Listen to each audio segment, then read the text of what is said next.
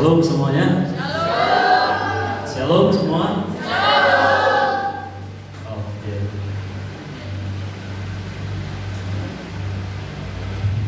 Ya. Sekian tahun yang lalu, 5-6 tahun yang lalu, saya lagi pelayanan di Belgia. Hari itu saya lagi khotbah di gereja orang Brasil. Jadi pendetanya awalnya dari Brasil dan jemaahnya beberapa dari Brasil.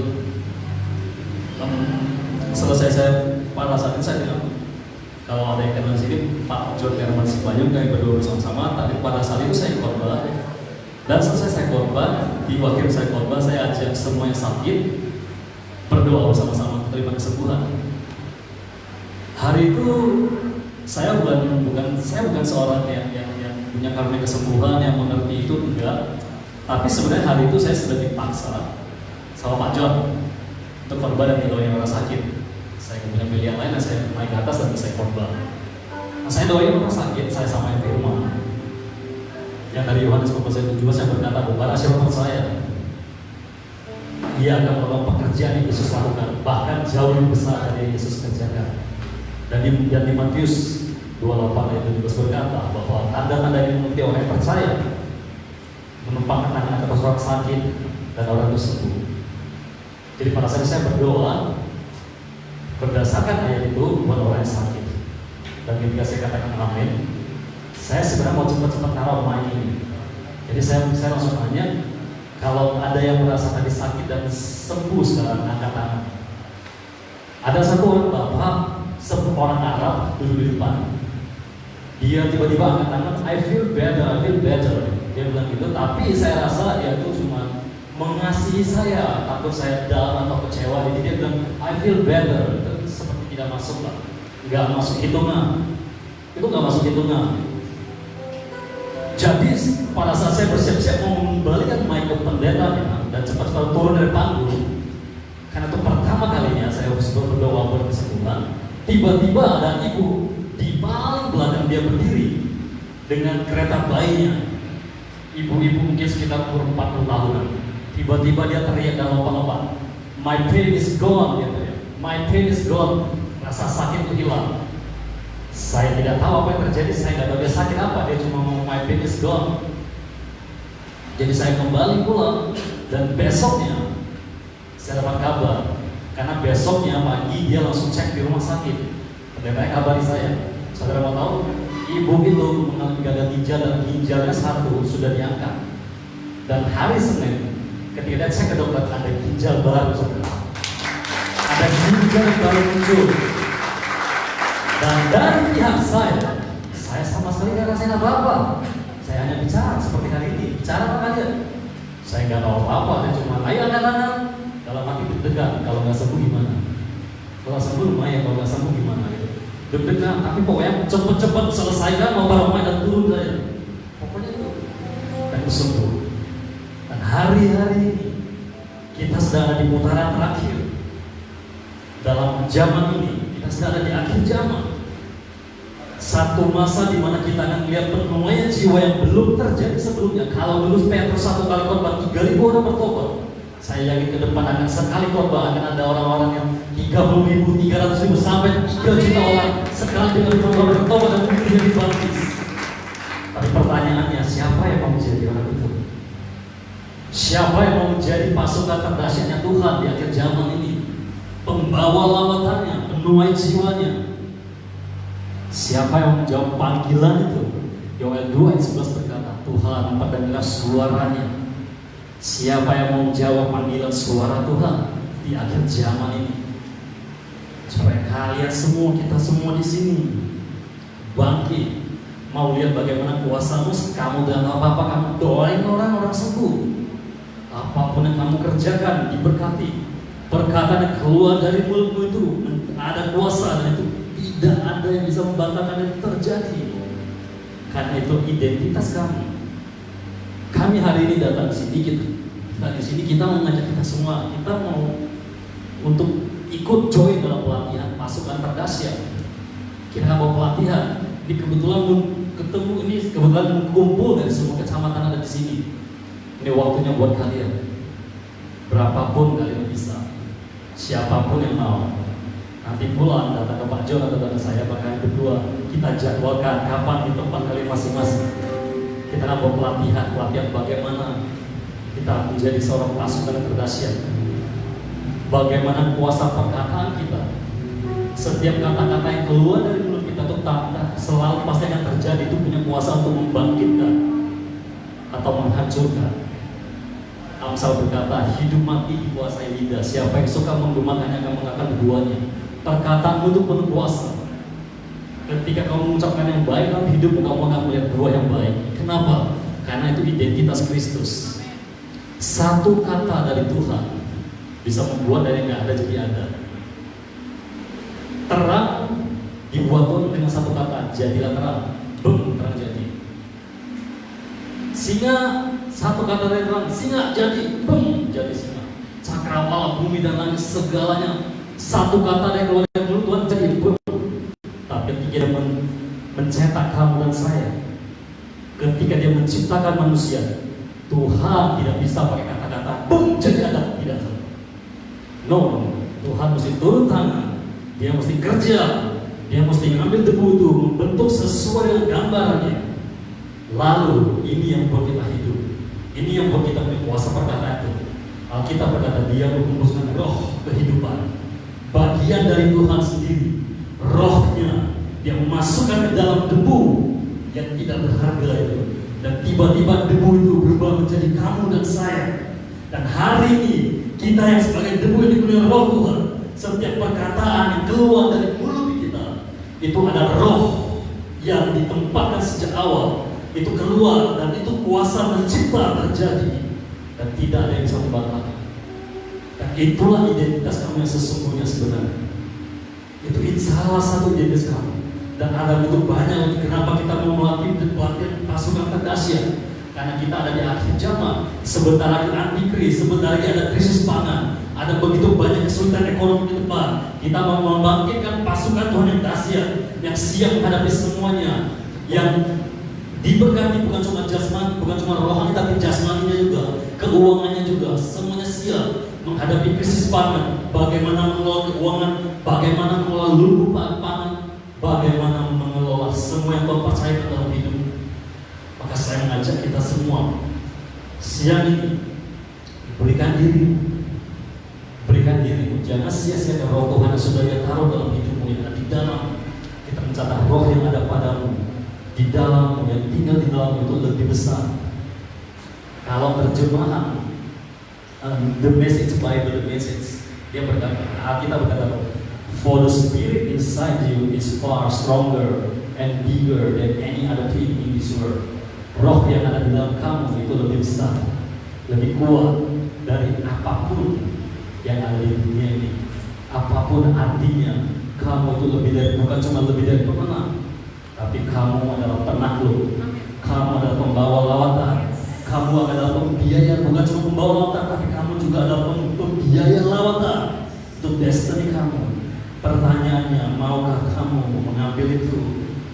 Seberapa rindu dan haus kamu untuk mendapatkan itu, mengejar itu, sampai kamu mendapatkan, sampai itu menjadi darah daging, sampai itu menjadi kerinduan terdalam.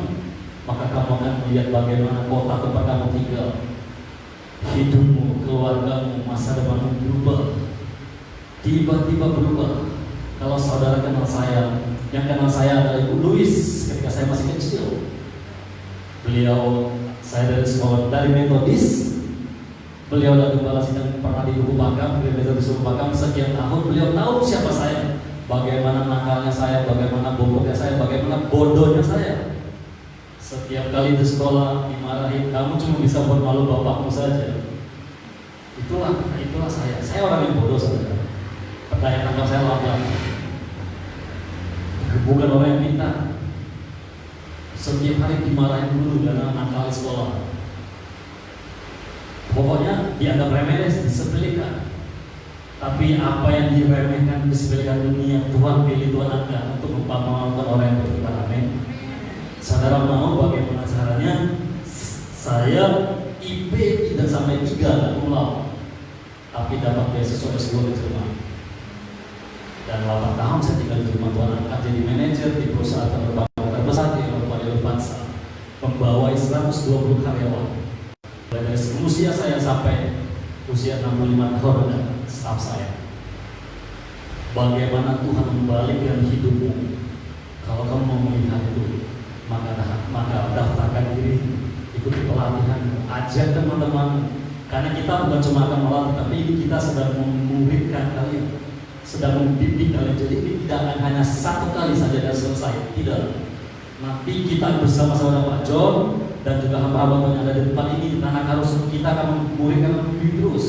Ketika kami sudah kembali di Jakarta juga kita akan bisa lewat Zoom, lewat online, supaya kita tidak akan berhenti sampai Tanah Karu penuh kemuliaan Tuhan, sampai semua dilanda kemuliaan Tuhan. Amin.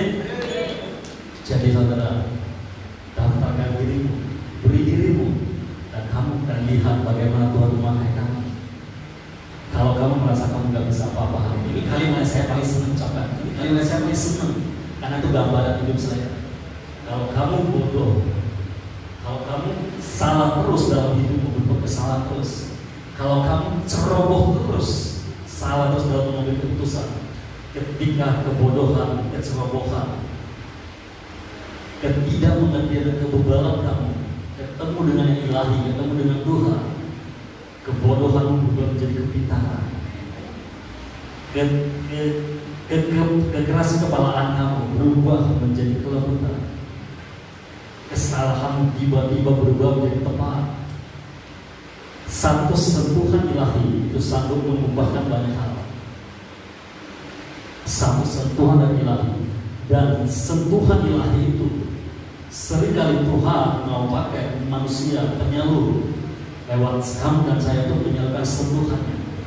Ketika kamu beri dirimu, kamu akan lihat bagaimana ketika saya berdoa untuk orang sakit, saya tidak tahu apa-apa, itu bukan sentuhan saya, tapi itu sentuhan ilahi melalui hidup saya.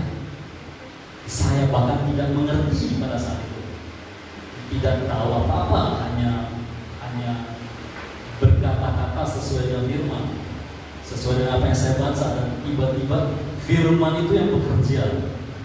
Karena kita mencatat firman itu tidak akan kembali dengan sia-sia. Alkitab itu bukan cerita dongeng, bukan cerita khotbah, saudara. Bukan hanya sekedar khotbah teologi, no. Alkitab mencatat Injil itu adalah power of God. Itu kuasa yang mengubahkan hidup. Bagaimana kuasa itu, bagaimana Injil itu, bagaimana Roh itu mengubahkan hidup setiap orang di dalam Alkitab. Gideon yang seorang pengecut, ketika Tuhan datangi, Tuhan panggil dia, hai pahlawan gagah perkasa. Tapi pada kenyataannya Alkitab mencatat Gideon sedang bersembunyi di kebun anggur karena ketakutan Israel sedang dikepung oleh bangsa Filistin. Tapi Tuhan hari ini berkata kepada kalian, seberapa siapapun apapun yang kamu alami, mungkin kamu berkata kamu gak bisa apa-apa, mungkin kamu berkata kamu terbatas, mungkin kamu berkata aku cuma tahu sedikit, aku cuma tahu ini yang bisa aku kerjakan. Lihat, percayalah kita bagaimana Tuhan panggil Gideon. Ketika dia ada titik terendahnya, Tuhan datang mengingat, hai pahlawanku yang gagah perkasa. Siang itu sedang memanggil kalian semua. Tuhan sedang memanggil kita semua, para pahlawan-pahlawannya, para pembawa lawatan, para penuai di akhir zaman, para pembiaya lawatan yang akan menggoncangkan dunia, yang akan menggoncangkan Tanah Karu, dan yang akan menggoncangkan Indonesia. Sekali lagi, apakah jawabmu? Sekali lagi, apakah jawabmu? Maukah kau beri dirimu? Maukah kau menghabiskan masa mudamu seperti Daud, seperti Yusuf, seperti Yosua menghabiskan masa mudanya cari Tuhan sungguh-sungguh, dan Tuhan tidak pernah ingkar janji, Tuhan tidak pernah berbohong. Kalian bisa melihat Daud menjadi raja paling terbesar, dan belum ada raja yang lebih besar dari Daud sampai hari ini. Yusuf dalam satu malam dari seorang terpidana mati tiba-tiba menjadi prime minister, menjadi orang nomor 2 paling berkuasa di Mesir. Yosua dari seorang abdi Musa, yang namanya abdi itu budak, yang namanya budak pada zaman itu tidak belajar, tidak sekolah seperti kalian, dan zaman itu belum ada Google, nggak bisa browsing, nggak bisa belajar. Tiba-tiba dia dipilih menggantikan Musa, karena kita mencatat ada ayat Ketika Musa masuk menghadap kemah suci di mana ada hadirat Tuhan, Yosua kesetiaan. Bagi sebagian orang di luar sana mungkin itu menghabiskan waktu, buang waktu sia-sia. Tapi ketika Yosua melakukan itu, mungkin saya percaya mungkin dia juga bertanya-tanya, apa yang saya lakukan? Mungkin dia juga bertanya-tanya, bagaimana masa depan saya nanti? Mungkin, saya nggak tahu, mungkin. Tapi Tuhan tidak pernah bohong. Dia tidak pernah tahu bahwa dia sedang berinvestasi, dan Yosua tidak pernah tahu ternyata dia dipilih Tuhan menggantikan Musa. Hari ini kita nggak pernah tahu, nggak pernah tahu siapa yang kamu pilih.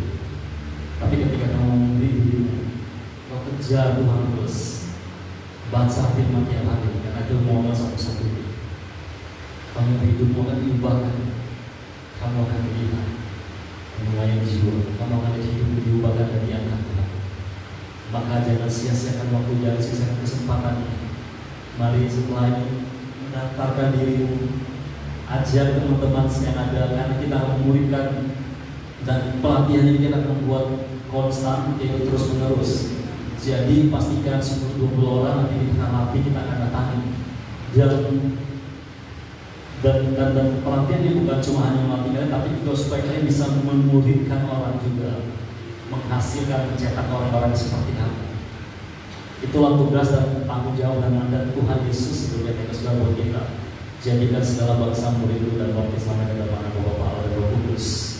Dan siang hari ini kembali mandat itu berkumandang, kembali mandat itu berbicara, kembali mandat itu memanggilmu. Hidupmu, masa mudamu, kamu itu pilihan kamu mau habiskan untuk bersenang-senang, atau kamu habis-habisan untuk Tuhan. Kita ada ingat, kita ada di putaran akhir. Kamu mau menjadi orang yang terlibat pelaku gerakan terbesar, atau kau hanya mau menjadi penonton, bersorak-sorai yang menyemangati? Pilihan ada di tanganmu. Pilihan ada di tanganmu, bukan di tangan saya Pak John, tapi di tangan kamu sekalian. Kamu sendiri yang memilih. Pilihanmu yang menentukan Tuhan bagaimana Dia bisa bekerja mengubah hidup. Pilihan hari ini yang menentukan 10 tahun, 1 tahun ke depan, 2 tahun ke depan kamu ada di mana, menjadi apa? Apa yang terjadi pilihan kemarin itu mendefinisikan kamu hari ini. Siapa kamu hari ini itu hasil dari keputusan kemarin. Tapi siapa kamu mau jadi apa kamu besok, 1 minggu, 1 tahun sebelum mendatang, tergantung keputusanmu hari ini. Jadi pastikan kamu tidak salah mengambil keputusan. Amin. Siapa yang mau angkat tangannya? Siapa yang itu dipakai Tuhan? Siapa yang mau berdirinya? Mari angkat tangan dan bangkit berdiri. Mari angkat tangan dan bangkit berdiri.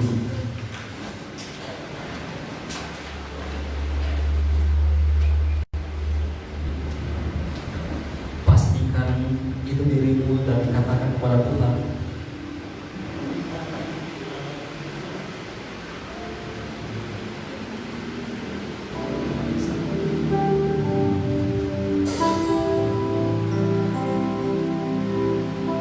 mari nyanyikan lagu ini saudara.